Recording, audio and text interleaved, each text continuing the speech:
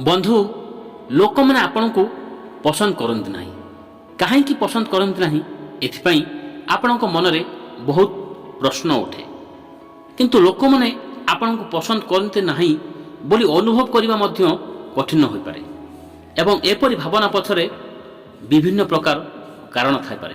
तो चलतु आज मु आपण को यही 6टी कारण कहबी जहाँकि आपण जीवन में संपूर्ण परिवर्तन आनीदेव।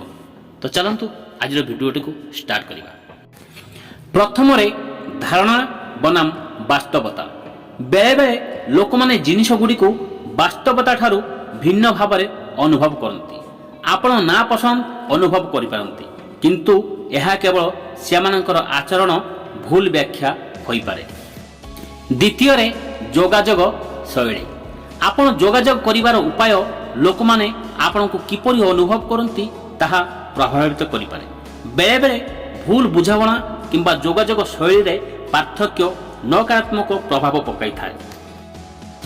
बंधु तृतीय आचरण एवं कार्य। आपणकर आचरण एवं कार्य उपरे प्रतिफलित करंतु। कौनसी अभ्यास किंबा कार्य अछि जहा अन्य मानक पई बंद होई पारे एवं एथिरे आत्मसचेतनता हेउछि प्रमुख। चतुर्थ सुसंगतता। समस्त अन्य मानक सहित सुसंगत नहंती। आपण देखुथिबा प्रत्येक व्यक्तिଙ୍କ सह मिसिबा स्वाभाविक नुह। पंचम मतामत। जदि संभव जड़े विश्वस्त बंधु किंबा परिवार सदस्यों ठारू मतामत नियंतु। सेमान हुएत जेकोसी आचरण विषय रे अंतर्निहित सूचना प्रदान करि पारंती जहा विषय रे आपण अवगत नथिबे। बंधु षष्ठ आत्मसम्मान।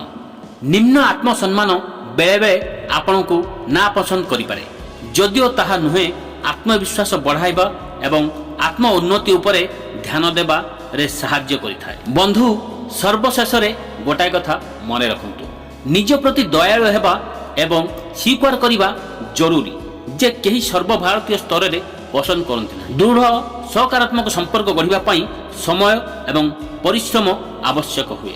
जय जगन्नाथ। बंधु यदि वीडियोटी आपको पसंद आसते गोटे लाइक करंतु।